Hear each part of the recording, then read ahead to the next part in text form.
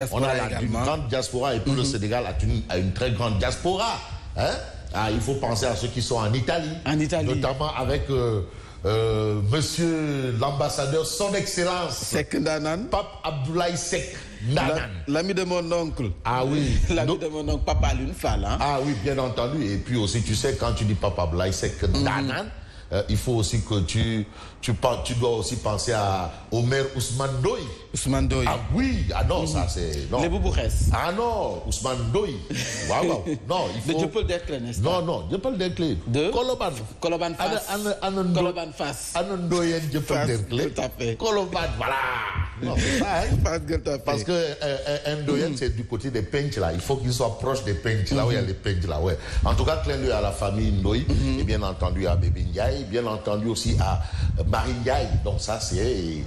voilà, c'est tout le monde. Et Papa Abdoulaye Seck Ndanan et Habib Niang. Habib Niang. Je t'assure que la bataille de Thiès aura lieu. La bataille de Thiès aura lieu. And Soukali Sénégal ak Habib Niang. Habib Niang. Il faut surveiller.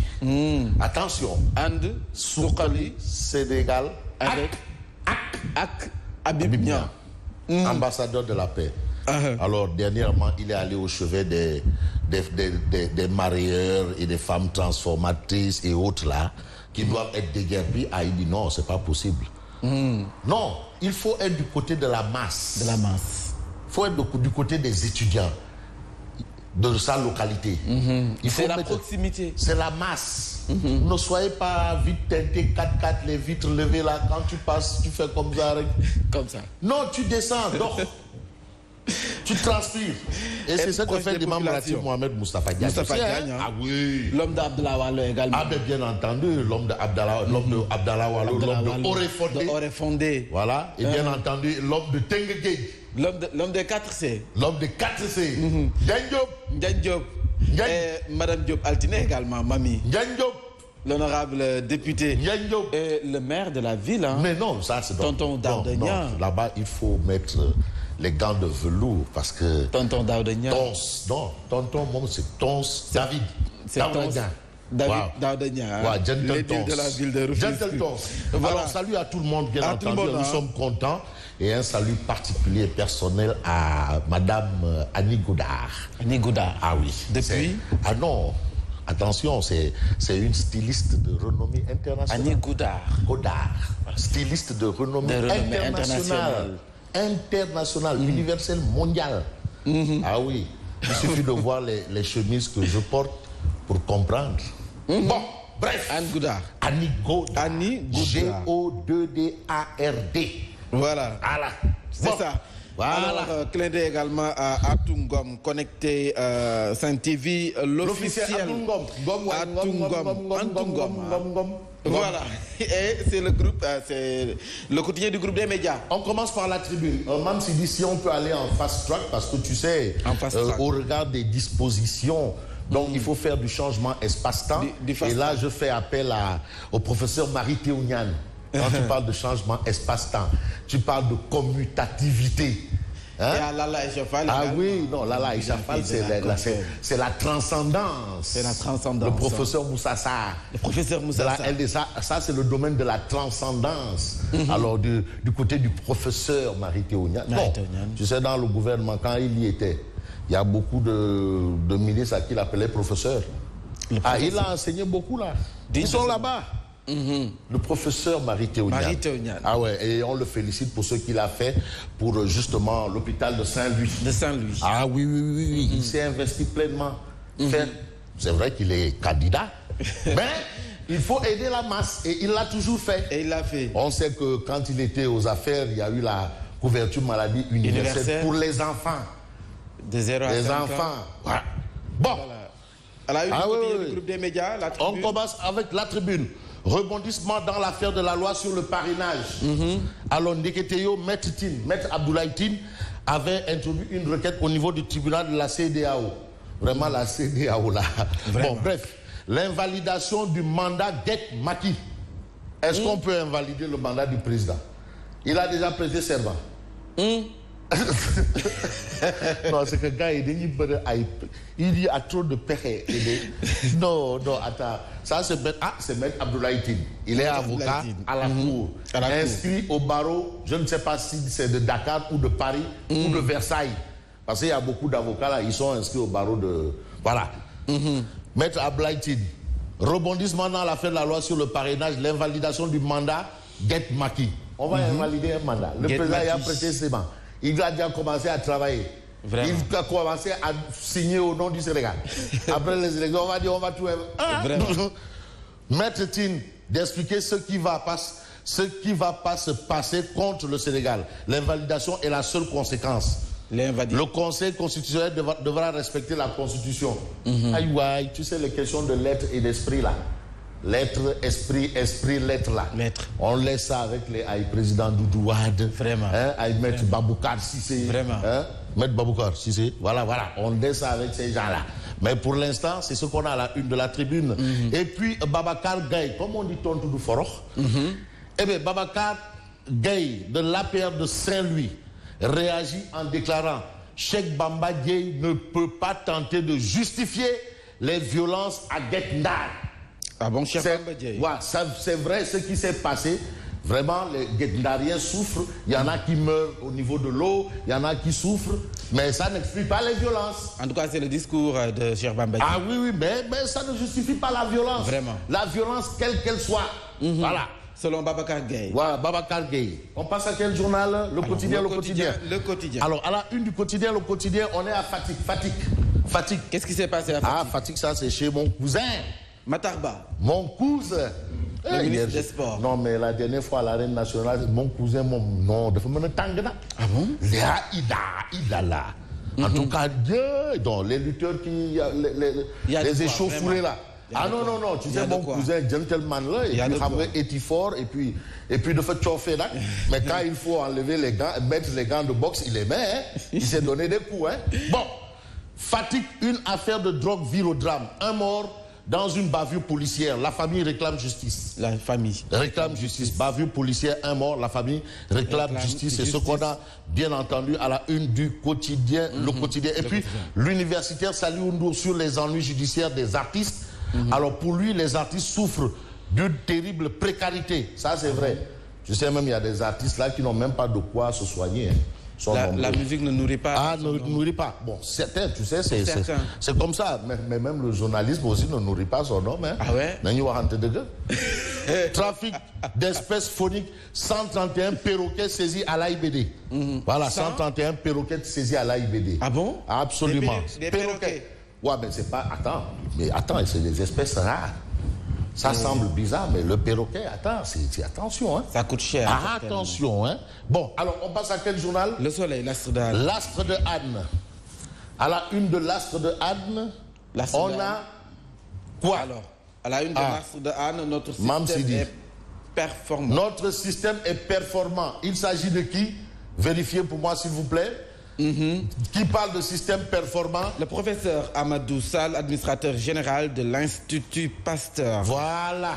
Donc c'est l'Institut Pasteur parce qu'il s'agit de l'épidémie du coronavirus qui est en train de secouer un peu, qui fait un peu l'actualité. Et aujourd'hui, monsieur l'administrateur de l'Institut Pasteur rassure, tempère et dit attention, il ne faut pas confondre Angleterre et pommes de terre. Il ne faut pas confondre vitesse et précipitation dans nos différentes sorties et lectures. À la une de Source A, c'est Mimi Touré. Source L'As quotidien. L'As quotidien, Mam Sidi. L'As quotidien, on a Mimi Touré. Accélérer la cadence avec Mimi Touré. Ah. Alors, Mimi Touré se prononce sur le coronavirus. Mimi Touré se prononce sur le rapport de la Cour des comptes. Mimi Touré se prononce aussi sur l'indiscipline à l'APR. L'indiscipline à l'APR. Caractérisé, il faut même dire caractérisé à l'APR. Mimi monte la garde. Mimi se prononce sur tout ça, tout ce qu'on a là. En tout cas, c'est l'entretien accordé par Mimi au journal L'As quotidien ce matin. Et L'As quotidien parle également de réunion stratégique dimanche dernier, histoire d'indiquer que l'UCAD ferme ses portes à Nyon-Lank. L'UCAD ferme ses portes à Nyon-Lank. Voilà, là-bas on apprend. Et puis, mort suspecte au commissariat de Fatick, les Jakartamans se révoltent et saccagent tout, indique bien entendu l'As quotidien. Et puis, statut spécial de la ville de Dakar. Oui. Non, Bamba Fall, Bamba Bedina, Bamba partout. Ça, c'est lui le maire. Bamba Fall, c'est le maire de Youssou Ndour. Le maire de Youssou Ndour, c'est lui le maire. Ah, bien sûr, c'est le maire de Youssou Ndour. Le maire de Seydou Gueye également. C'est le maire de Seydou Gueye. Maire de Youssou Ndour. C'est vrai, il est le maire de Seydou Gueye. De Cheikh Tidiane Ba. Il est leur maire à eux tous. Bamba. C'est le maire de tous ces gens que tu entends dire. Maki en haut, Dieu en bas. C'est leur maire. Ah ouais. Et eux, ils l'appellent monsieur le maire. Monsieur le maire. Voilà, c'est leur premier magistrat. Bon. C'est lui qui signe les extraits de à tour de leur voilà. Bon, parce que eux, ils sont des citoyens et lui, eux, ils sont des administrés et lui, il est l'édile. L'édile. Voilà. Bon, Bamba Fall détruit la proposition. Statut spécial de la ville de Dakar. Bamba Fall détruit la proposition. Mais c'est une proposition qui est en gestation. On passe à quel journal? Source A. Mais Source A d'indiquer mardi fatidique pour les deux cas. Après des débats houleux au sein de la commission politique du dialogue sur l'amnistie ou non en faveur de Khalifa Sall et Karim Wade, mardi fatidique pour les deux cas. Les deux cas. Mais demandez tout ce qu'il y a comme dialogue là, politique, social, économique, sportif. Karim, Khalifa. Karim, Khalifa. Les deux équations. Voilà. Les deux équations. Wow. Karim. Le Mandela du Sahel. Wadayon. Ah, Abdoulaye Wade. Ça, c'est le neveu de Tons Daouda Niang. Tons Daouda Niang. Le frère du président Doudou Wade. Et de Wore Wadsa. Il est là. Il est là. Non, acte du rap, papa. Mais Tchaï ou pas, mon contestant. Mon contestant, hein. Tchaï. L'affaire, voilà. Voilà, il est Tchaï du vieux. Bon, et puis. Non, attends. Qu'est-ce qui se passe, Fabrice? Qu'est-ce qui se passe? Le génie protecteur de Yoff appelé en renfort pour empêcher. Le génie protecteur de Yoff, Mamdiare. Pour empêcher au coronavirus d'entrer au Sénégal. Ah, Mamdiare. Non, tout ça implore Mamdiare. C'est un lébou, hein? Merci, Djoufsa. Non, c'est une affaire de lébou. Moi, je sais. Non. Bon, chez nous, c'est Kumbalam. Je vais faire pareil. Non, pour le coronavirus. Pour le coronavirus, épargne les Sénégalais. Djoufsa implore Mamdiare. Bon, d'accord. Ralliement en cascade en faveur de Dolimaki. La sévère hémorragie du maire Moustapha Diop. Et c'est Mahmoud Diallo qui est en train d'infliger une dégradée au maire Moustapha Diop. C'est ce qu'on a à la une bien entendu de Source A. De Source A. Absolument. Ouais. Alors, Grand Place, je pense, au quotidien Grand Place. Ouais, Grand Place, Babacar Ngom de Sedima. Philippe, hein? Oui. Ouais, alors, le témoin. Ouais. Le témoin quotidien. À la une du témoin quotidien, on a 9 février 2012. C'est la date où Macky Sall est allé en campagne. 9 février 2012. Il y a 8 ans, Macky entamé sa chevauchée conquérante. Et aujourd'hui, c'est Abou Abel Tcham. Oui. Ah oui, non, lui, c'est un membre fondateur de l'APR. On les connaît. Abou Abel Tcham. On les connaît. Djougou Akset. On les connaît. Mais l'administrateur du parti, on l'entend plus. Ah, attends, je vais te citer Abou Abel Tcham, Djougou Akset, Abdou Fall, Djen Farbassar. Hein? L'ancien maire des parcelles là. Hein? Et Moustapha Cisselo. El Pistolero. Ah oui. Quand tu dis APR, c'était ça. Hein? Les membres fondateurs. Maître Djibriloir. Maître Djibriloir. Ouais. Mais il y a aussi Boursine Sitorndour. Le Fatick quoi. Bon, ben, après, il a fait retrait de corps. Mais, le Fatick quoi. En tout cas, il y a 8 ans, Macky a sa chevauchée conquérante. Ici, qui explique un peu toutes les péripéties. C'est important, c'est important. C'est important. Voilà. Alors, Direct News. Pour terminer, à la une de Direct News, s'il vous plaît. Cache-tard de la douane braquée à Moussala. Des douaniers opérant dans des abris provisoires ou des conteneurs vides. Des abris provisoires. Sans défense. Des abris provisoires. Oui, des abris provisoires. Faute d'infrastructures. Oui, mais est-ce que les forces de sécurité sont sans défense? Vraiment. Assurer la sécurité, et tu n'es pas en sécurité. La question mérite d'être posée. Ah oui, l'exigence de meilleures conditions de travail des soldats de l'économie. De l'économie. Ils en ont besoin. Vraiment. Ils sont dans les patelins, dans les points reculés. À braver froid et tout ce que tu veux. Les démons, les esprits, pour raisonner un peu comme Diouf Sarr. Comme Diouf Sarr. Les esprits. Et ils ne sont pas en sécurité. Bon, voilà. Et également, la chronique de Sadio Thiam, j'ai en tant que combattu où tu tombes. Sadio Thiam, c'est important, parce qu'en fait, là, on châtie un peu. C'est une réflexion, et c'est exprimer le doigt dans la plaie. C'est important à le lire. Pape Sadio Thiam. Qui est journaliste aussi. Ah, il est journaliste, bien sûr. Donc, il est journaliste. Justement, et puis félicitations à Black Bob. De Walfadjri, le grand présentateur. Sacré, prix du meilleur présentateur télé. Le grand présentateur. Picard. De Walfadjri. Félicitations à Black Bob. Il est à féliciter. À Black Bob de Walfadjri. Boy Pikin là. Boy Boy Fatou Maïga. Ah ok. Darou. C'est où ça, Pikine? Voilà, donc c'était tout pour ce matin. Rendez-vous demain.